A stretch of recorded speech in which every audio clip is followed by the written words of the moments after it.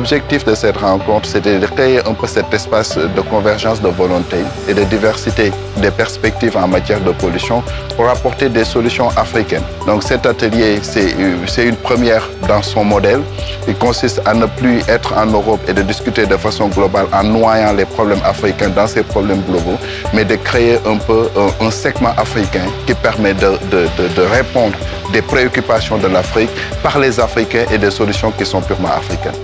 di ñëw maanaam ci bokk ci forum bi maanaam bi ñuy liggéey ci xeex wàllu xiibon di xeex ci biir comité bi pour maanaam kii santé communautaire ci wàllu santé boo xam ne pour xale yi maanaam tey toog foo xamante ne tey toll na foo xam ne xale yi day dem ba toll surtout xiibon boo xamante ne dafay metti jàpp femme enceinte yi jàpp troisième âge yi jàpp mala yi te loolu metti woon na ci ñun lool. mais bi ñu ñëwee ci santé environnement bi nga xamante ne tey ñu ngi koy xeex pour ñëpp génn ci wàllu bi ñu nekk loolu la ñu bëgg daal ñu mën koo continuer pour ñëpp mën cee génne parce que ñun dañuy def ay causeries ci Ndayane ak Popenguine Ndayane di def ay VAD di def maanaam ay mobilisation sociale di dugg ci tefes bi di ko bale pour xeex toile bi ci àll bi di def yëpp parce que doon na foo xam ne tey santé mu ngi dem di rey mala yi dem di rey jën wi ci géej te noonu lay sonale askan wi souvent 0 à 5 ans wala femme enceinte yi loolu doonoon la lu métti ñu nekk ñu nag di ci xeex dañu bëgg nag maanaam àddina yëpp jàppandoo ñu xeexandoo lii mu jóg fi parce que ñu nekk santé boo xamante ne mooy santé bii gën ci ñun. Nous avons fait cette session qui a abordé plusieurs points relatifs à l'agriculture durable pour assurer la sécurité alimentaire et nutritionnelle des communautés. Nous avons aussi parlé de la place ou du rôle de la recherche pour la souveraineté alimentaire et aussi pour faire face aux perturbations climatiques. Nous avons aussi regardé pour cette session tout ce qui est valorisation des produits locaux, mais aussi l'utilisation des plantes pour la médecine. Une des recommandations, c'est tous ces aspects de souveraineté qu'on a vus, et notamment les aspects surtout au niveau communautaire pour la résilience, qu'on s'assure qu'au niveau de toutes les politiques et stratégies de sécurité alimentaire et nutrition, qu'on puisse retrouver tous ces aspects de souveraineté alimentaire et qu'on puisse surtout les opérationnaliser. Les conséquences, en particulier les conséquences négatives des changements climatiques sur la santé humaine, peuvent faire croire à tort que c'est le secteur de la santé qui doit entièrement les porter ou qui devrait les porter en priorité. Or, il a été très facilement démontré que les conséquences induites par les changements climatiques font appel immédiatement à des plateformes multisectorielles dans lesquelles le secteur de la santé va être effectivement très bien positionné, mais dans lesquelles le secteur de la santé aura besoin de l'apport, du soutien d'autres départements ministériels, d'autres institutions. Le département de la santé aura besoin, entre autres également, de la communauté. Il nous faut donc travailler à faire en sorte de mieux gérer nos ressources, d'éviter certaines dépenses qui sont liées à des maladies évitables. Et le cadre que nous avons eu aujourd'hui nous a permis de discuter de cela. Ce qu'il faut avoir comme ambition, c'est que ça sorte de ce cadre-là, que d'autres soient au courant de ce qu'on a eu à échanger, en tout cas ce qui a été dit, et que ça puisse être pris en compte. Une multisectorialité qui engage différents acteurs qui seront impliqués dans la prise en charge des changements issus de ces bouleversements que nous attendons avec ces changements climatiques, que chaque ministère responsable de ces déterminants envisage justement ces déterminants à l'aune de ces changements qui vont venir et qui ont déjà commencé. Quand on parle de changement climatique, on se rend compte que les déterminants environnementaux sont au premier plan. Puisque lorsqu'on parle de couverture sanitaire universelle, on avait tendance à croire qu'il fallait agir sur le déterminant de l'offre en mettant en place, n'est-ce pas, une couverture sanitaire de qualité et en respectant l'équité. Mais aussi le deuxième pilier, c'était la protection contre le risque financier.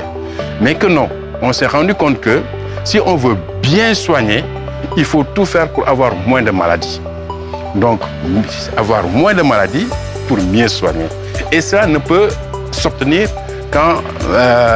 agissant, n'est-ce pas, sur les déterminants de la santé, puisque ceux-là ne sont pas au niveau du système de santé uniquement, mais on les retrouve dans les autres secteurs ministériels. Et une étude a montré que presque 43% des maladies évitables découlent justement du mal fonctionnement de ces déterminants sociaux environnementaux. La plus grande recommandation qui est sortie de la session que nous venons de terminer, c'est le besoin d'une approche multisectorielle. Je pense que tout le monde est d'accord que sans une approche multisectorielle, il sera difficile de régler les problèmes de la santé. Souvent dans ce genre de forum, il y a différents experts qui parlent du vécu des populations. Il était important pour le nôtre de réserver une session pour que les différentes communautés au Sénégal, au Mali, puissent également partager leurs expériences. Et ce qu'on a pu faire dans cette session, c'est que la communauté a été représentée par différentes voix. On a entendu une voix de mères, on a entendu une voix de femmes, on a entendu une voix de jeunes, on a entendu une voix d'acteurs associatifs qui tous ont partagé leurs expériences et leurs réflexions. La commune de Kafountine est une commune côtière fortement impactée et vulnérable par les changements climatiques. Et la communauté a pris des initiatives basées sur la nature, notamment les épis perméables, pour faire face aux impacts néfastes des changements climatiques. Alors, en plus de cela également, puisque la commune est une commune essentiellement insulaire, il y a également la forte dégradation de la mangrove, et il y a une campagne vraiment de reboisement pour restaurer la mangrove, et avec ce plus-value de marché carbone à travers la reforestation de la mangrove, c'est une solution également vraiment locale avec les partenaires de lutte contre les changements climatiques. La commune également a pris une initiative de ferme agricole scolaire, ferme agro-bio-énergétique, qui également contribue vraiment à la lutte contre les changements climatiques et qui est une réponse communautaire. Et ces fermes agro-bio-énergétiques-là vont contribuer à répondre à certains objectifs ODD du développement durable. La commune n'ayant pas les moyens qu'il faut pour saisir l'opportunité des finances climat, il nous faut un plan climat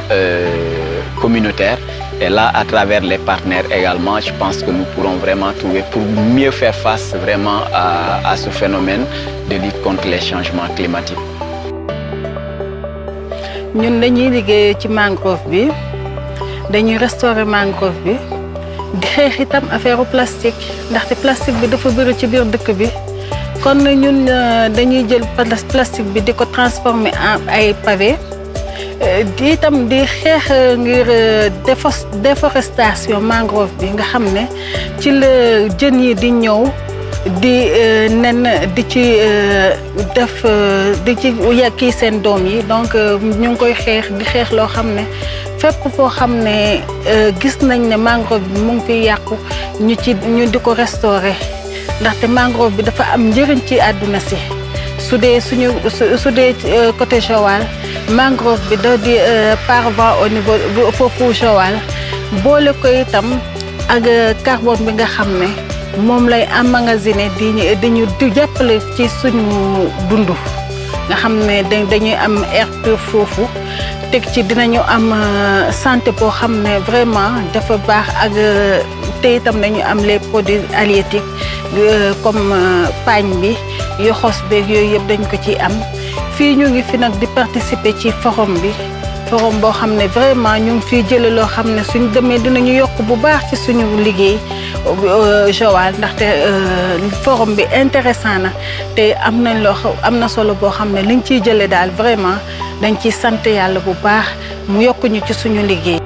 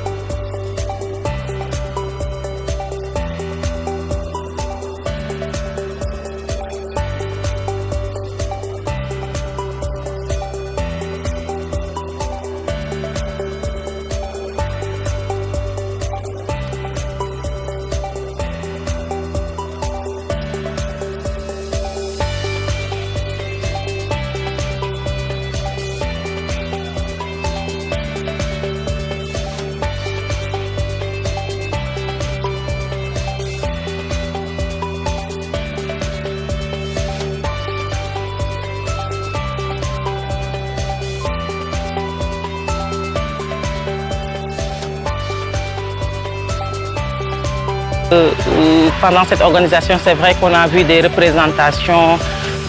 des gens qui travaillent avec la communauté. Et on aimerait vraiment avoir beaucoup plus de communauté dans ce que nous faisons, parce que des fois on est très technique, que ce soit dans les laboratoires, dans les universités. On prend des décisions pour lesquelles on ne sait pas si elles sont adaptables au niveau des communautés. Pour préparer ce genre de forum, il faut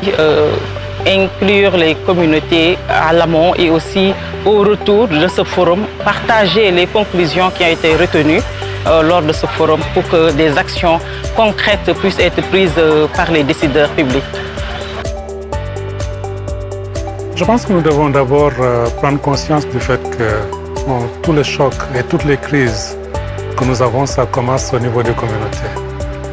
Et quelle que soit l'urgence et la précocité de nos interventions, quand on y arrive, nous trouvons toujours des gens qui réagissent. Ces réactions sont parfois appropriées et constituent des réponses adéquates qu'il faut valider et accompagner. Donc, parfois, ça peut être source de problèmes, mais également aussi, il faut s'engager avec les communautés pour mieux comprendre quels sont d'une part les obstacles auxquels elles sont confrontées, mais ce qui est le plus important, quels sont également aussi les éléments facilitateurs au niveau de ces communautés sur lesquels on peut rebondir pour avoir des réponses qui soient plus durables. Et je pense que ceci est valable pour les chocs climatiques, ceci est valable aussi également aussi pour les urgences sanitaires et médicales. Donc, il faudrait avoir une approche qui soit une approche continue de la préparation à l'alerte, à la réponse précoce, mais surtout, quand on répond, on essaie de laisser des capacités derrière au niveau de ces communautés afin que la résilience soit renforcée, de fait qu'à la prochaine fois, quand il y a un choc similaire, on ne se retrouve pas dans les mêmes situations de vulnérabilité. Donc ma recommandation, ce serait une co-construction avec les communautés basée sur un partenariat à long terme. Un partenariat à long terme qui est basé également aussi sur la confiance mutuelle. Et cette confiance ne se fera pas si nous ne respectons pas les promesses que nous faisons au niveau de ces communautés. Très souvent, on promet et on brise ces promesses. Et je pense qu'il est très important que nous sortions de ce cercle vicieux de panique et de négligence et de renforcer les capacités et des partenariats à long terme. Au-delà de la question de la gestion de la multisectorialité, on a également échangé sur la question de la co-construction avec les communautés.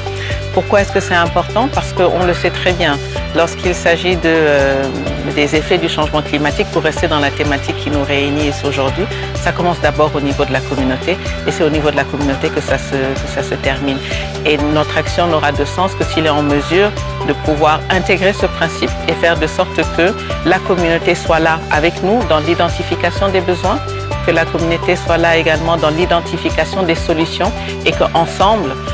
pour répondre au principe de multisectorialité, on puisse apporter la réponse qu'il faut aux difficultés vécues par la communauté. Monsieur Sy le rappelait également à l'occasion de cette session, il faut toujours partir du principe selon lequel